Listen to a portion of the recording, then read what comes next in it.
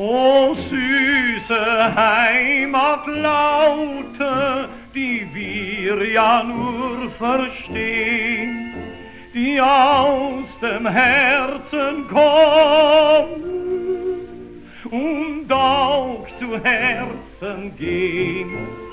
Etwas gibt es, was der Mensch in seinem Leben nicht vergisst, und das ist die Muttersprache. Die ersten Laute, die der kleine Wurm vernimmt, das sind die Kosenamen, die ihm seine Mutter gibt. Und besonders die Münchner Sprache. Wenn sich eine junge Münchner Mutter über die Wiege ihres Lieblings neigt und mit dem sich grüßt, das muss man gehört haben. Ja, warum tut mein Herzebubel nicht Baffi?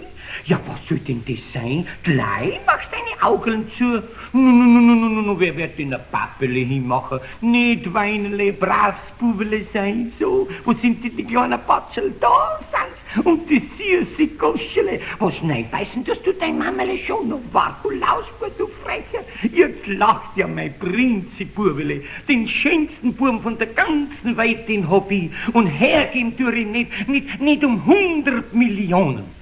So spricht die Mutter mit ihrem kleinen Kinde. Wenn aber das Kind erwachsen ist und in der rauen Münchner Luft groß geworden, dann spricht es ein bisschen anders. Der Wammelschursche, der hat ein Holz im Wald rausgeholt und fährt dann mit seinem Wagen die Degernseer Landstraße herein. Da sieht er seinen Freund, den Xade, mit dem will er ein fachmännisches Gespräch über den Fußballsport anknüpfen. Er bremst mit seinem Holzwagen und hint fährt ihm eine Autodroschke hinauf. Und er küsst, poetisch ausgedrückt, den Staub der Degernseer Landstraße. Im Schorsche seiner Sprache heißt's, und mich haut's mit der Lädchen ins Quasch ein. Der Chauffeur war im Unrecht. Jawohl, das hat er selber eingesehen und drum hat er gleich Schimpfen angefangen. So ein saudummer Kerl, so ein saudummer heute auf einmal, ja meinst du, ich konnte es riechen, dass du mit in der Degernseer Landstraße Brotzeit machen willst? Heute fällt dein Bratz den Tee, für was hast du denn deine Griffe in deine Danischen? Inzwischen hatte sich der Schorsche erholt von dem Puffer und dann hat der angefangen.